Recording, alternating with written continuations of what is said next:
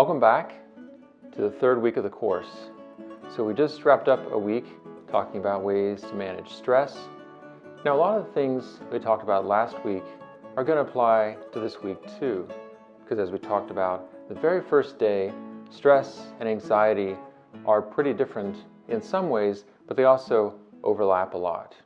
So this week, we're focusing on ways to manage anxiety. And this could be anxiety that arises in response to stress, or it could be anxiety that comes up for other reasons. So this lesson and tomorrow's lesson are closely related. Today we're going to be focusing on recognizing thoughts, which will deepen some of the practice that we started the first week. And then tomorrow we'll really get into more of testing those thoughts and looking for alternatives. So this is something I think we can all use more practice with. I certainly can, because our minds, no matter how well we get to know them, they can still trick us into believing our thoughts are just a pure read on reality. And we forget they're pretending to just describe things as they are, but there's a bias, there's a filter that everything is coming through. And if we don't recognize thoughts as stories that probably have some kind of agenda, then we're going to fall for them over and over, and depending on the nature of the thoughts, we're going to suffer unnecessarily. So with anxious thoughts in particular, it's easy to buy into the stories they're telling us about scary things that are likely to happen in the future. So we're spending one day talking about just recognizing thoughts, because it's often harder to do than we might expect. Because a lot of time we don't even realize that our anxiety is being driven by the things we're telling us. So here's how I'd recommend starting to listen for those thoughts, starting to pay attention to that story. So the next time you feel anxious and you're able to just pause, maybe step away to a quiet place if possible, sit down, take a couple of centering breaths. And this is not necessarily to try to get rid of the anxiety, but just to come to a place where you're receptive to listening.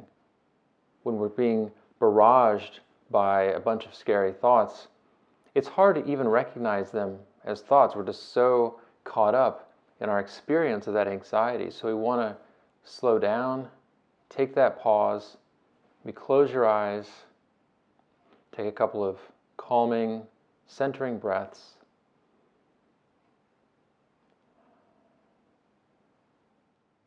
And then ask yourself, what's going through my mind? What thoughts are present? And as you start to identify those thoughts, write them down. Put pen to paper and record those thoughts. And this is an important part of this practice, writing them down, recording them, because there's something more powerful about getting thoughts actually on paper and out of our heads than just thinking them, than just thinking about thoughts. Oh, okay, yeah, I'm telling myself that. And why is that? Why is it helpful to actually write them down? Well, at least a couple reasons. One is, as you see them written down, it's easier to see the story that you're telling yourself with some distance and to start to be able to see it more objectively. And it also, as we're writing, it's easier for us to connect with that story rather than kind of leaving it at the level of more of an abstraction. But actually writing it down forces us to really put words to it and see, what am I telling myself? Or probably more truthfully, what is my mind telling me? And then once they're written down, I want you to take a closer look at them and ask yourself two questions about these thoughts. One is, what is the likelihood that what I'm worried about or anxious about is going to happen? How likely do I think that is? So you can think of this as a probability estimate from 0 to 100. What's the likelihood or the probability that this thing is actually going to happen?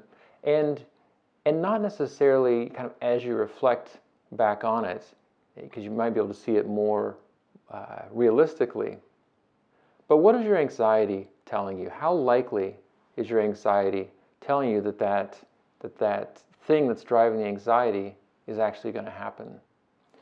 Number two, how bad would it be? What's the severity of that thing you're afraid of, that thing you're anxious about, if it were to happen? So this might be different from your estimate of the probability.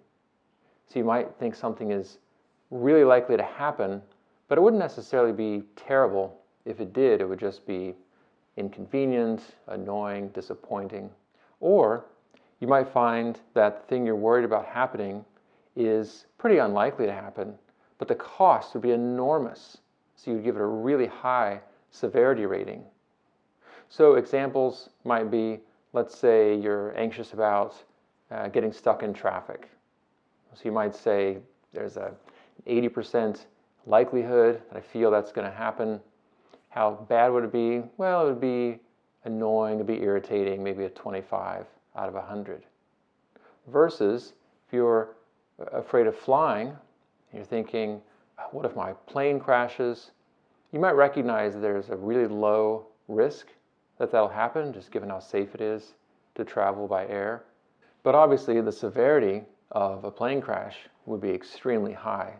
And then of course it's possible to have anxious thoughts where the thing you're afraid of you think is unlikely to happen and wouldn't be terrible, or you think it's likely to happen and it would be really, really bad. Now with your severity rating, look for the possibility there's a kind of cascade of thoughts. So maybe it starts with, well, what if this happens? And then it goes to, well, then this other thing would happen, and then this would happen, and it ends someplace terrible. This downward pointing arrow. This would be bad, which would lead to something worse and worse, and then finally you end up someplace terrible.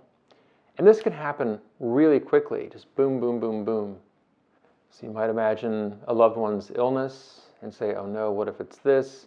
And then think of complications that could arise from that. That could lead to some other problems, and then eventually you're having really dark thoughts about where this could go. Again, this can happen really quickly, so quickly that it doesn't even feel like reading a story, but more like watching a scene unfold in a flash. All right, so you've got your thoughts written down. You can use the form that I provide for today. You've made your estimates of the likelihood and the severity. Now, most likely, your anxiety is telling you a story that's not true. And we've touched on this before. So it may be overblowing the likelihood. Maybe what you're anxious about is really, really unlikely to happen. Or if the thing you're anxious about actually did happen, it wouldn't be nearly as bad as you're afraid of. And in fact, it'd be something that you could handle. It wouldn't be great, you wouldn't be thrilled that it happened, but it would be something that you could deal with. So for example, let's say you're lying in bed, you're not able to fall asleep, and your mind starts going to, what if I have a terrible night's sleep? What if I'm up throughout the night? What if I only get like 3 or 4 hours of sleep? And you imagine how awful that would be, how terrible you'd feel the next day, how you might be a dangerous driver, how you wouldn't be able to function at work, you just feel miserable for the full day until you're finally able to sleep. So it could be that you actually end up falling asleep relatively soon after those anxious thoughts, and you have an okay night's sleep, in which case the prediction was false. Or if you do end up having a bad sleep, as we all do from time to time, you find that it wasn't great, but it was a problem that you could deal with. That maybe you had periods throughout the day where your energy dipped, you had to stifle yawns in meetings, but you got through it, and it wasn't the disaster that you had feared. So tomorrow, as we get into more of examining our thoughts, we'll look for ways that our thoughts may be misaligned with reality, that the predictions that our minds are telling us don't actually fit with what's most likely to happen based on what's happened in the past and what's likely this time. So one other thing in this area, you may be thinking, like a lot of people do, I try to identify my thoughts, but I don't really notice any. And I've practiced and I can't figure out what that thought is. So first of all, I don't want you to worry about that or feel like you're doing something wrong. It may be the case that there's not a thought there that you can actually identify. It may be more a level of something at your gut, a kind of a sense that things aren't going to be right or aren't going to work out for you, or that something bad is going to happen, or that you need to anticipate some kind of threat without having a specific thought like this is going to happen. It's more that sense of just things are going to go badly. So there is a kind of thought element to it because it's a guess about what's going to happen. It's a kind of implicit story. But it may not have a specific narrative attached to it.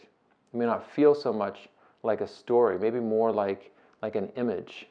So just be open to that possibility. If you notice that that's what's going on, just capture what that image or that sensation is where you'd write in the thoughts.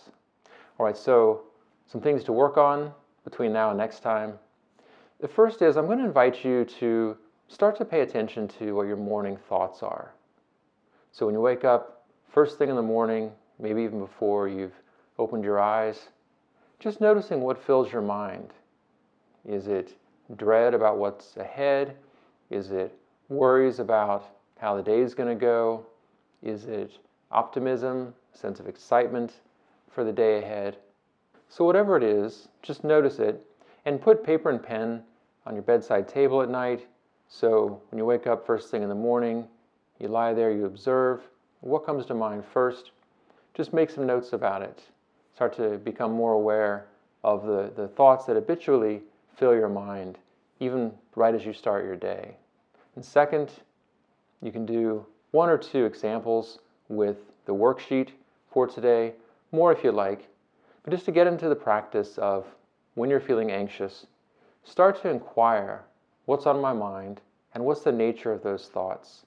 What's my mind telling me about how likely my anxious fears are to come true, and what's it telling me about how bad it would be if they were to. As always, add anything that you're going to want to keep with you to your individualized plan. So the work you're doing now is so important, and I really want you to be able to gather that up and take that with you so that the benefit that you get won't just be during the 4 weeks of this course, but you can keep using for as long as you like. And finally, the exercise that opened today was that breath minute. So if you can repeat that, you can do it without the audio, just counting the number of breaths that you take in a minute and allowing that to reset and to bring you back to center. So keep up the great work, and I'll see you tomorrow.